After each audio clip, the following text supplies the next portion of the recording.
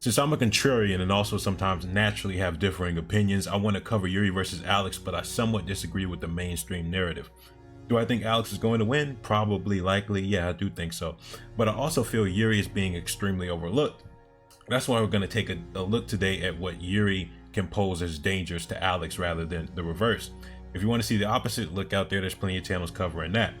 Why Jiri will get knocked out. In my opinion, this fight is a lot more dangerous than people think. I think it's going to be an entertaining fight for as long as it lasts. These are two very dangerous, unpredictable men.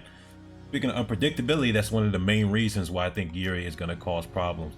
He fight like so when you watch Alex fight, a lot of people say he has this unorthodox, unpredictable style. Jiri definitely has that. That's what he's known for. When I first watched him versus Volkan Oezdemir, I was like, what the hell am I watching? And still, when you watch him, you're like, wow, this dude is crazy. So he's gonna come from these awkward angles, but then not just that. The same way you see Alex Pereira throwing flying knees, Jiri will catch you with one out of nowhere, right? So he has a weird IQ to where he sees your movements and he starts adapting, throwing strikes that you wouldn't expect. So he sees you ducking, he throws that left hand up. He sees you ducking again, he throws a flying knee. So Alex has to watch out for stuff like that. The second reason is the relentlessness of Jiri, which is going to play into one of Alex's weaknesses at light heavyweight. So when he has somebody hurt, when he has somebody against the ropes, he's going to turn it up. But to be fair, I think that's also probably the place where Jiri is going to get knocked the fuck out. And one of the places Alex is going to run into trouble is that questionable defense. Yeah, his unorthodox style has a lot of great tools offensively, but we already know that defensively he can get caught quite a lot, especially when he moves up to bigger weight class and he's fighting taller people or reach that can catch him when he's usually leaning back. Now I think Jan is a more technically proficient striker, but I also think he's more predictable.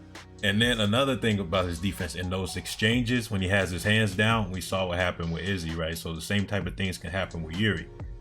And then the fourth thing, if you watch this Jan Blachowicz fight, the fourth thing is that Pereira, when he got to those later rounds, started to slow down. Now, I think that was primarily from the grappling, but what I noticed is that when he got tired enough, his punches started to slow down, his reflexes started to hang off a little bit, and he was getting caught more and more often, and stuff was starting to look weird for him. And it's also having all that extra weight too. So I think it was the grappling and all and the pressure, but I think that same effect could happen if Jiri puts on a lot of pressure. He's relentless, he's keeping Alex guessing, and Alex doesn't get a chance to breathe. You can see him slow down and start getting caught more.